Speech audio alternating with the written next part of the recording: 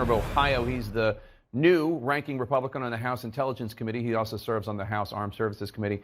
Congressman, thanks so much for joining us. Congratulations on your new post. I want to start with the report you just heard from our correspondent in Kiev that the Biden-Zelensky call, according to the Ukrainians, did not go well.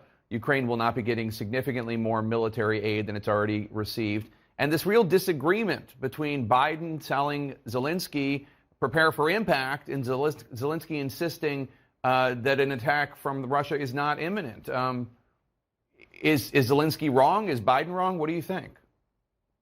Well, let's hope that President Zelensky is correct. I mean, certainly everything that we have seen and what has certainly been publicly reported indicates that Russia is amassing huge and significant troop numbers, including weapons capability that would give them the ability to invade and to take Ukraine. One thing the administration's done correctly is they've made clear that there would be swift and very strong sanctions on Putin and upon Russia for doing so.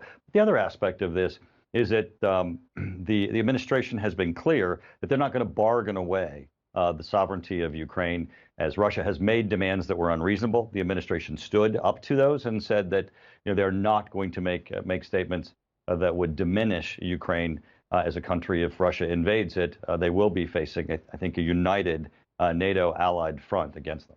So this senior Ukrainian official told CNN's Matthew Chance that President Biden warned Zelensky that Kiev itself could be sacked, that the Ukrainians need to prepare for impact. The Ukrainians obviously want the public in Ukraine to stay calm and not panic. That's interesting that Biden is saying that Kiev could be sacked, his word, sacked, because some of the predictions or some of the people talking about what Russia might do have been talking about how Putin might take some of Ukraine, the Donbass region or whatever, but not a full-fledged invasion and toppling Kiev. Do you think that that's actually on the table, the sacking of Kiev? Well, if you look at where Russia has positioned their troops and the number of troops, that certainly is a preparation for a whole-scale invasion of Ukraine. The problem, obviously, is that we have to find ways in which we deter Russia. Russia's, incorrectly stating that NATO is a threat. There is no threat from the defense alliance. This is totally a trumped-up allegation that's coming from Russia as a pretext for invasion. Certainly, it would be, if President Zelensky is right and Russia backs down again, that would be great. They have amassed troops on the border before and have left. We've never seen anything of this level and of this level of preparedness, so it would be incredibly unlikely to see no conflict. So you and many of your Republican colleagues have called on the Biden administration to be tougher on Russia, to give Ukraine everything it needs to keep Russia out. Some people calling for sanctions to be imposed on Russia and Putin now, even before an invasion. There is also a wing of the Republican Party that's grown louder in recent years and recent weeks that seems to be actually vocally siding with Russia. You pushed back against this argument back in November when you were on Fox. Let's just play some of that to remind our viewers. Who's got the energy reserves? Who's the major player in world affairs? Who's the potential counterbalance against China, which is the actual threat? Why would we take Ukraine's side? Why wouldn't we on Russia's side? I'm totally confused. Well, clearly, Ukraine is a democracy. Russia is an authoritarian regime that is seeking to impose its will upon a validly elected democracy in Ukraine. And we're on the side of democracy. A few tweets from your colleagues here. Congressman Thomas Massey, quote, "The United States should not be involved in any future war in Ukraine." Congressman Paul Gosar, "We have no dog in the Ukraine fight." What's your response to people out there who say, why are we siding with Ukraine against Russia? Russia's the powerhouse, and we need to be allied with Russia. We have no business defending Ukraine in any way. Well, Russia is amassing tanks on the border. Have you heard me say before, they're not showing up with ballot boxes and asking Ukrainians where they want to go.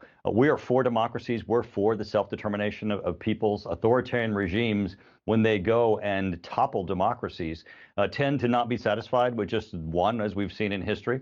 I think there's been a lot of disappointment that the administration has not worked more diligently to get advanced weaponry and stronger weapons into Ukraine that can either both act as a deterrence and raise the cost to Russia if they invade Ukraine. But this debate about who should we be for is very, very disappointing.